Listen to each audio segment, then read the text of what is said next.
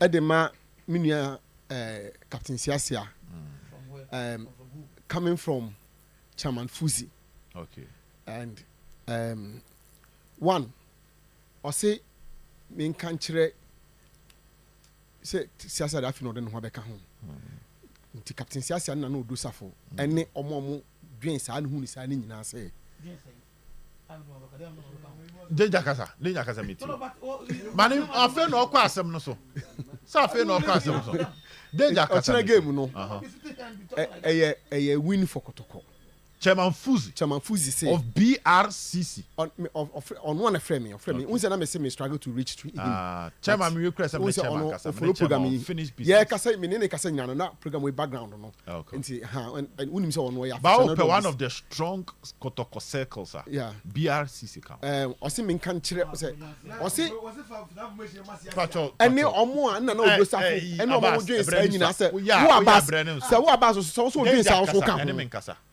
Say Kotoko belu say Kotoko bodra any woka ho me so my any woka message any woka ho woka message ni ho woka message abas say woka message ni ho woka also a recipient of that message abas also a recipient of that message in opportunity Chairman Fuzi say menka fasa message ni mo se dia ahye no na san ahye na bufuo aye no odo safo o se Kotoko aye ordinary adentina onye 10 cedis Kotoko ye ordinary ne match bia no obie gate no efi 12:30 muko aden na o kire so obie ni 10 na o pese o ka kire ne say o kina Kotoko bedin kunim me ne wo ka say last meeting ahead of the match afiase BRC for the meeting chairman Somo Fosuwale and chairman Alex ewura sunyane already omoni chama Fuzi last year ko ka se we ma asem de ba e de menya aka de besi asi last year ko ka se Alex wo Berekum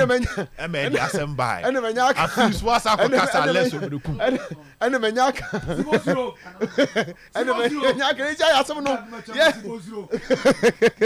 enti so ne Alex wo omo ko dwan ni chama Fuzi okay and then omo mass up all the forces you can gather because sa analysis na mo ye and I say na say no so de ni nyina no de ato mo chi ochina de Kotoko de victory efi won say player no so kan yeah Patrick e say edu so kan enti me de me no me so nkra me ko mu koma chi ni mame enti koma chi ni mame anaba brankese meba brankese ma me fa kakra bi and then we say mejina brankese mo we say brankese so here we say week mu me dia brankese because me more interested to the fact yemfa Kotoko nkra na bra me deliver message na wie Chairman Fuzi e tie for muti o tie o hwe program no say bia oh yes me o heavy na ya obuase na ya obuase ati ni home why chairman and Vanderpoint Wednesday Thursday Friday Saturday or Sunday 5 days and Vanderpoint sabe do hanmo we na show labor brand about now so far eti me kama say and Vanderpoint no boss saying Chama Fuzi la no musa no boss saying okay Vanderpoint ni position we pass Vanderpoint ni position we has Chama Fuzi ni position saying Odo Frederick Kasari and Justice Blay on the captain's handband born in sa ono so enya hamstring ono so enko Berekum ni bi dia tosom yensa Samuel Tinedu ne ho aba nkomo no mu pa ko be na watwi Tinedu so no ono so ne calf ma last week kura Kotoko kobo young apostles now or complaining but last minute medical team ni share nom so obetimi aka squad ne ho but now watwi we Tinedu a complaining say still now te yaw enti Tinedu so enka team ne ho eko eye Berekum sa nipa miensen omonka ho enode Elvis Shea Bafo Awuchi yenyere nim na mekuma brante na Kotoko sign no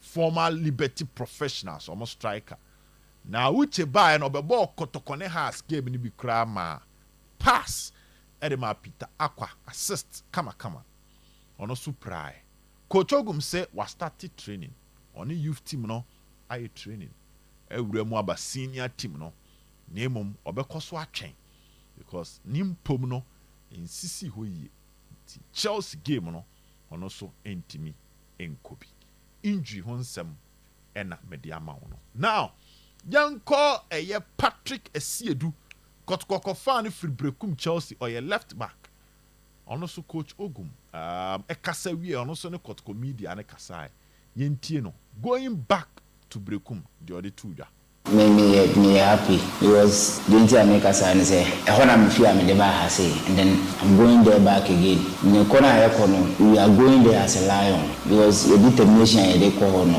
is very high kakra me timaka our match we are here say playing body no on the field no we should stay compact and then focus game na here ball because Berekum there so na deals they will punish you. We stay compact. Now you call all out because Berekum ball no. At the end of the day, no, you better carry day no. No, you'll be surprised. We are fully mentally strong. We are prepared. Every match we are here on because match we at all costs we have to win this game at all costs. And I believe in my guys say. You best say support the team say I'm back here na game na here kono you show boss here the 3 points in the baba boys be na text me but week we know my prepared for that game we even I stick an out no so me face for me Lord face for banana no I say yeah wow because corner here kono you if you want your bar say and then I say you coach the difference more say your better side the maximum 3 points so your best room say they should come in their numbers to support us the 3 points in the mom the mom do any Jeffy Berekum aba Kumase okay Esiedu Esako Berekum last year Kotoko 2 games on Chelsea boy nyina na nya asem ketwa okompa odi shiregu no ho twa no ho akire ho ese so a smart prediye ene ono ana eji benkum ho na wetwa eye ne wadre ete ama Asante Kotoko osi okofie na nani esani esifa abre no onfa match win ya agro nkunim die omde be makodoko achitafo ansa na omaba back to Kumase timunyina amonko na monko tawo meche no ne nsem ode tuja Ogum so far the impression over the Kotoko team modern ba Kotoko dia took from 6 points or menya 4 or more ashe 2 goals in 2 games chances ni bi o ma boagu Coach Ogum kire na adwene so far the Kotoko team whether he's okay and there is still room for improvement yentie Ogum. We had a good structure defensively and offensively. We had a structure there. We looked very expansive, very comfortable on the ball, trying to look at the pocket spaces behind the opponent. I think we had some balance. We had some rhythm in the game. We controlled the game.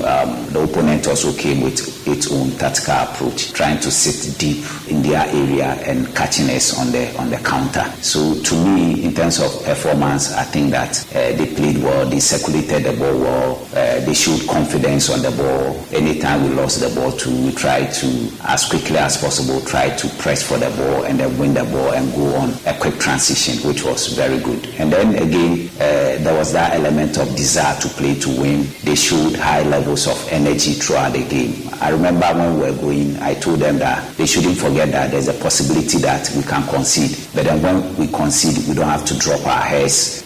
We have to keep our heads up and believe that we can come back and even go ahead and then win the game. And if you look at the way they scored, at the time they scored, we were dominating the game. So more or less, it was very, very demoralizing. But then these guys or these boys or these gentlemen believed in themselves that they could come back, and indeed they came back. So to me, it was a good game. Only that we should have scored more goals because of the number of chances that we created.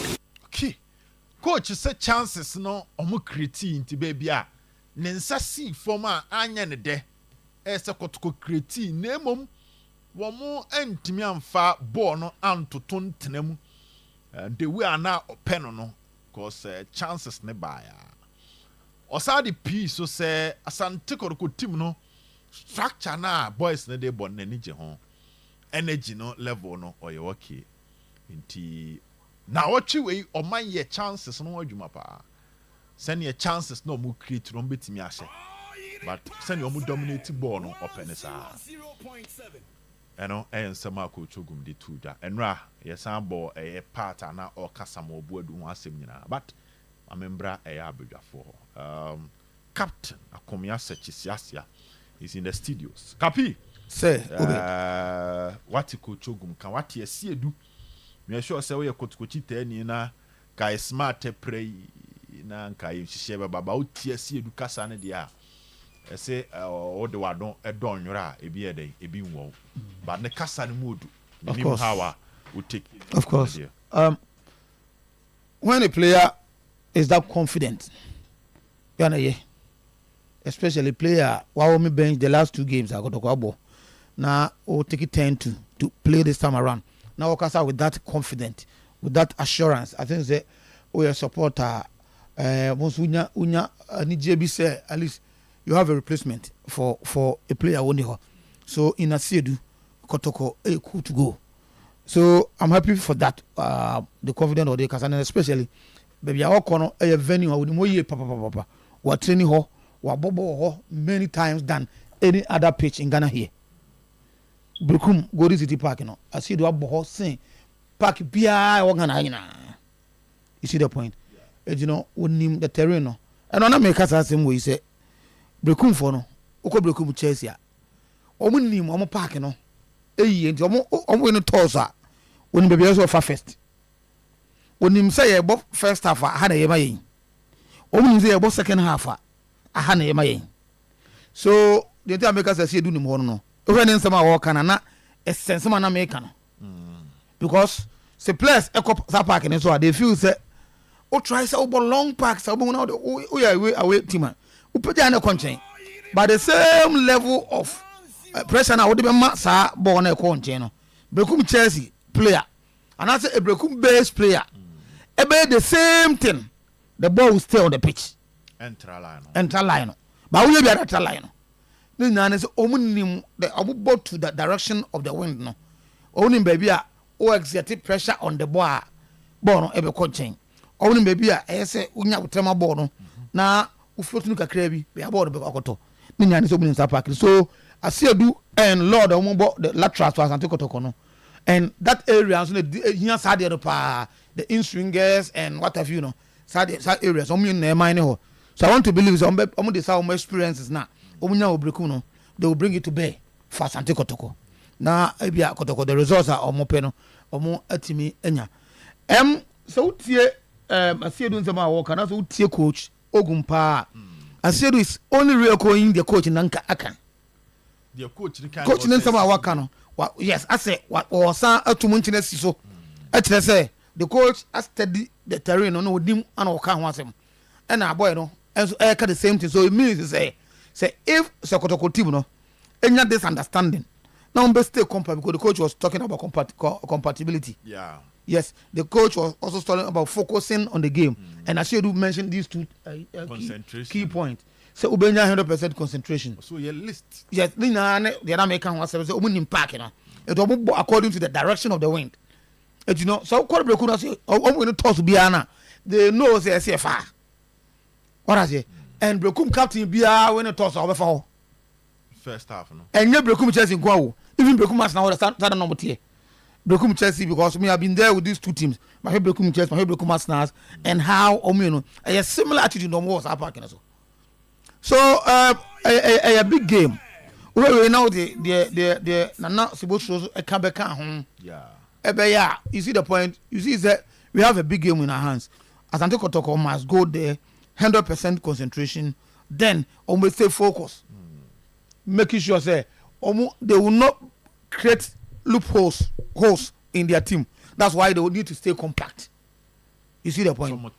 And so making sure say yes, Emma Berekum for no struggle to find holes in their team.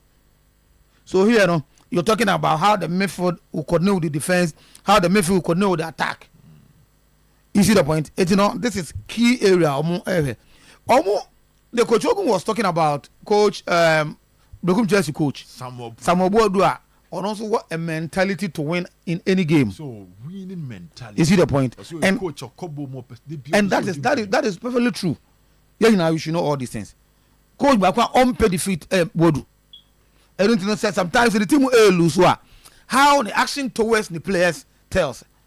So he doesn't want that. Na ebe Kotoko crowd there na some no nya ebe Kotoko na some no nya he wants to win against Asante Kotoko, at least to make a mark. Then na me example there Asante Kotoko example e wa say when obi draw Kotoko boase no e so be for do mbechia. And eventually when you have the opportunity to sit here and to explain one or two things that were here and right. Yeah. So every coach we are all Kotoko and now all has no. These are the two most glamorous clubs in Ghana here. So when you opportunity when you're good team or person or show more, at least to make a statement. Yeah. To make a statement. So what do I was sad, you know? And especially when Kotoko for Kotoko supporters, if you say what do be in one way or the other, I'm respecting my baby, say baby or Kokazo could house of folk, Arrow scored the best chance and Kotoko. That thing is still is like an indelible ink in Kotoko supporters' mind. Me say Kotoko revenge power. Oh, Kotoko a lot. Duro Safo kan. Although Safo say Kotoko is ordinary, and not Brafo for dictionary. She say, the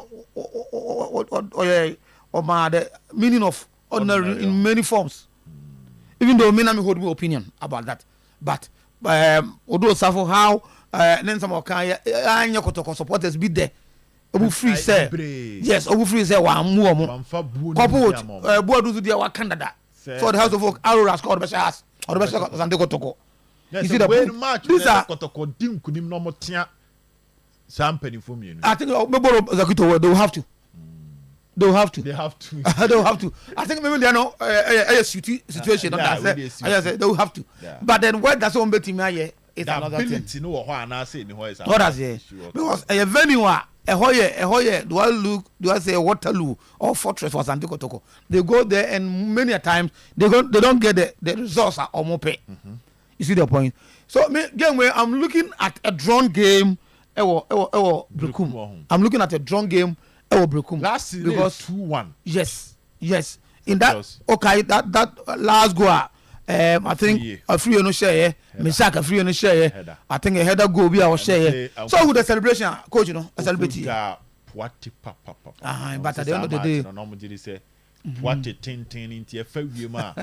Also, last time Nanka Kotoko and lose 3-0. And I think the goals in an area.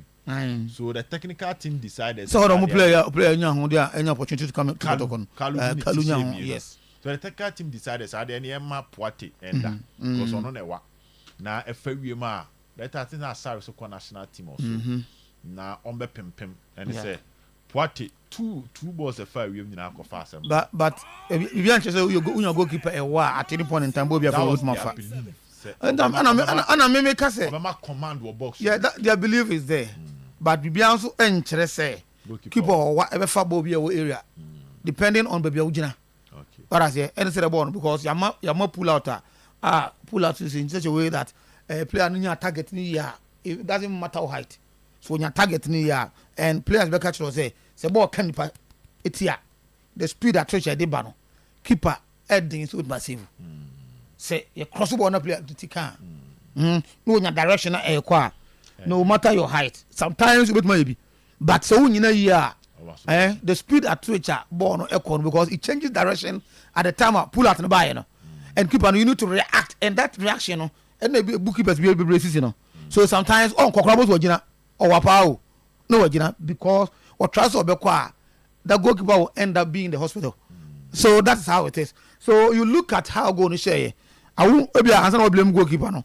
Now or position no team save. Yes, and I make out say what and them. Who's that sometimes yeah situation be I come na say that they felt that he disappointed them in that goal in both goals. Okay. Or I think so chifra mankoneti and a referee penalty. Okay. They felt that Okay. One year no. That I think we move on. Yeah, So so a game on I can say I'll give it a drawn game.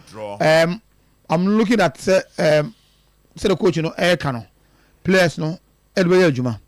Also, there's one thing, Oka, and another thing, Odi Juma. Players, but I get you onto the pitch.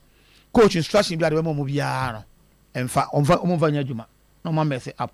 You see the point? So, if they are able to do that, they can get something from that game. It doesn't look like a game Kotoko, a billion on the silver platter. It doesn't look like a game Kotoko, air cohort to run route over them.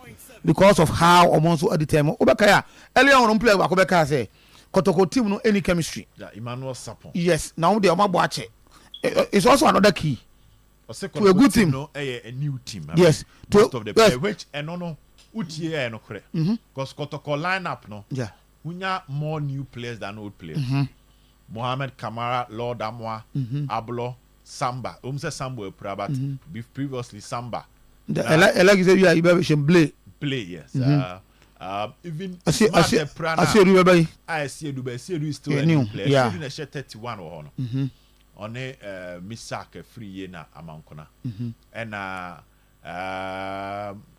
Uber twice over Finfia entry a new player. Lord Amwa a new player. So Kotoko started with about 7 new players. Did they Berekum Chelsea boy and a kind of So I don't know game no that difficult. No say if they have that chemistry in Chelsea because someone watch it, and then no assault here. Sibosho was also saying the same thing. Another player no air canon. So yes, we might have quality players, but who's all blending players together? They because it wasn't like a painter wait to put 2 paints or 3 together. No instant color. One makes on your color now. They the but football team there it take time. So Kotoko will have to rely on their experience, quality, no. But the experience that players you because most of these players they've played at the top level, top level of Ghanaian league or elsewhere. They don't Bobiano top level, you know. They will have to rely on that and to make sure to get something out of that. So Kotoko Sha, they've done very very well because a favorable terrain for Asante Kotoko. Yeah. So Kotoko Sha. A very incredible performance. But I'll give it a draw. Or if there should be a win, I'll go for Berekum Chelsea because of the factors.